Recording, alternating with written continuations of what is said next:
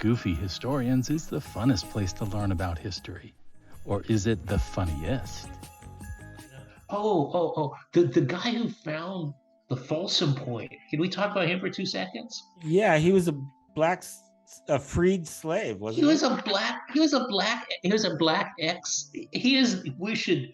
I'm surprised he's not more famous because he is like the coolest dude I ever of this whole thing of studying this topic. He was like the coolest one of them all, right? He like blew away all these like fancy pants Smithsonian, Harvard archaeologists, right?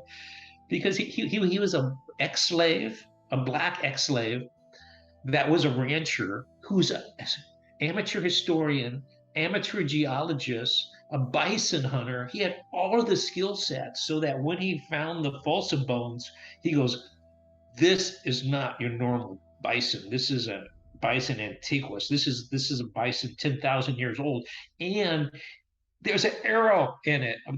There's a Clovis arrow in this bison bone, and that means, dudes, that we were here 10,000 years ago, right?"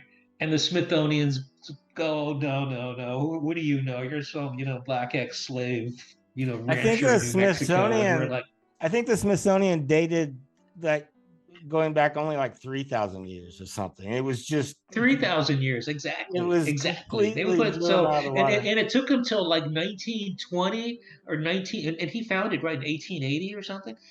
He's an ex-slave, so it was after the war. But yeah, and finally they go, "Okay, you're right."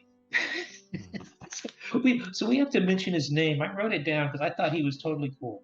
Haley will find Do it. you remember his name? Haley will find it. Yeah, yeah. Haley will find it. Put your picture of him because we got to mention him because Yeah, he he was was the cool. first one, just an amateur. Well, he was a rancher, amateur archaeologist who really set. And after him, they found the Clovis man, and this everybody was coming to New Mexico looking for arrows. So good job. He gets 5 points for Gryffindor. And he was. It's important to mention him. Goofy Historians is the funnest place to learn about history. Or is it the funniest? Does history repeat itself? Not really. But sometimes it kind of rhymes.